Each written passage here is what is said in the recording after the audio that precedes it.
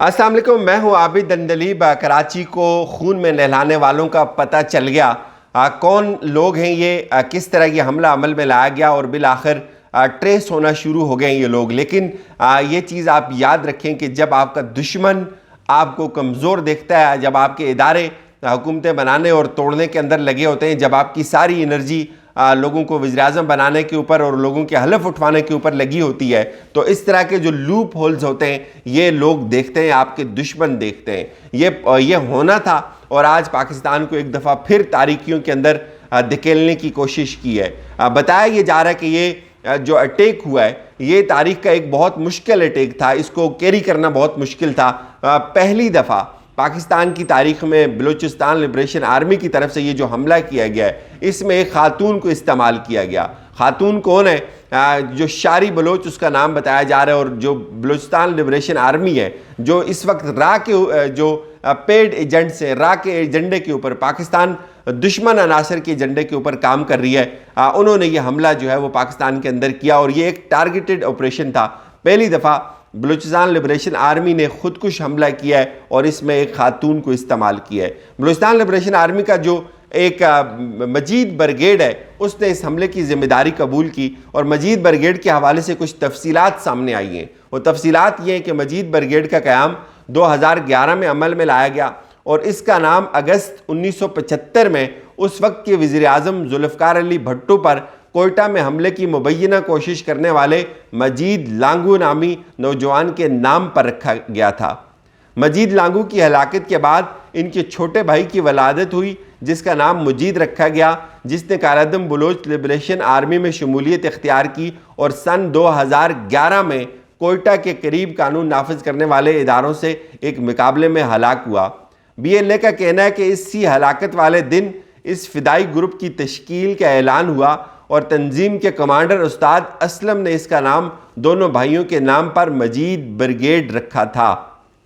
तंजीम का नाम 2011 में एक हमले के बाद फिर अगस्त 2018 में दालबदीन में चीनी इंजीनियर्स की बस पर ट्रक हमले में सामने आया, जिसमें 3 चीनी इंजीनियरों समेत 5 अफराद जख्मी हुए थे। फिर इसी बरस नवंबर में चीन के सफारत खाने पर हमला किया गया जिसमें 4 हमलावर पुलिस मुकाबले में मारे गए। इस हमले की जिम्मेदारी भी मजीद ब्रिगेड ने ही कबूल की थी। 2019 में इसी ग्रुप ने चीन पाकिस्तान इक्तिसादी राहदारी के मरकज़ गवादर शहर में PC होटल पर हमला किया जिसमें 5 अफराद हलाक हुए जबकि 3 हमलावर मारे गए और मजीद ब्रिगेड ने इस कार्रवाई को फिदाई मिशन करार दिया था।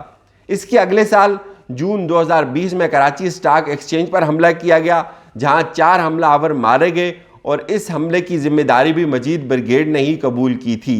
ताहम अब ये पहला मौका है जिसमें मजीद ब्रिगेड की जानिब से किसी खातून खुदकुश हमलावर को इस्तेमाल किया गया है। नाजरीन, इस सब के अंदर अब जो बलूचिस्तान लिबरेशन आर्मी का ऑफिशियल जो पेज है उससे भी एक प्रेस रिलीज जारी हुई है। बलूचिस्तान लिबरेशन आर्मी की मजीद ब्रिगेड कराची में चीनियों पर फिदाई हमले की जिम्मेदारी कबूल करती है। फिदाई हमला पहली खातून फिदाई शारी बलोच उर्फ बरमश ने सर अंजाम देकर बलूचिस्तान की जो बलोच मुजाहमत में एक नई तारीख रकम की है। ये उस खातून की जो है वह तस्वीर भी इस वक्त सोशल मीडिया के ऊपर सर्कुलेट कर रही है।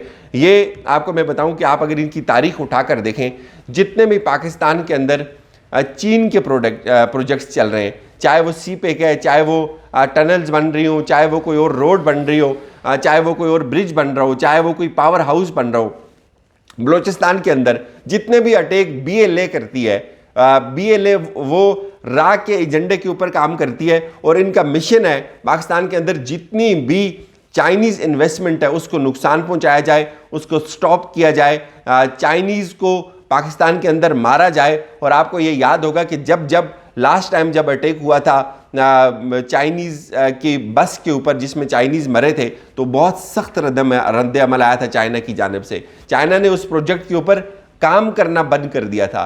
चाइना ने कहा था कि हमें अपने शहरी अजीज़ हैं, और जब दुनिया को पता है कि चाइनीज़ अपने जो लोग हैं उनको प्रोटेक्ट करते हैं, तो इस तरह फिर वो पाकिस्तान के लूप होल्स का, पाकिस्तान के अंदर इस तरह के अटैक करके, इस तरह की एक्टिविटीज़ करके अपने उस पाकिस्तान के जो अमन है उसको ख़राब करके दुनिया को ये मैसेज देते हैं कि पाकिस्तान के अंदर दहशतगर्दी है, चाइना को यहाँ से भगाने की कोशिश की जाती है। तो ये जो ऑपरेशन है बुनियादी तौर पे ये एक टारगेटेड ऑपरेशन है पाकिस्तान में चाइनीज़ के ख़िलाफ़, चाइना की जितनी भी इन्वेस्टमेंट है उसको रोकने के ख़िलाफ़। अब मेरे ख्याल में यहाँ एक बहुत असाब का एक इम्तिहान होगा चाइना की हुकूमत के लिए भी और पाकिस्तान के लिए भी कि किस तरह से इसको तहम्मुल से दूर किया जाए। लेकिन ये चीज़ आप जहन में रखें, जब आपके अंदर इतना खलफिशार हो, जब आपकी कौम जो है वो अफरा तफरी का शिकार हो, जब आपके इदारे अफरा तफरी का शिकार हो, जब आपकी कौम हुकूमत से मुतमईन न हो, वो आपको इलेक्शंस डिमांड कर रही हो,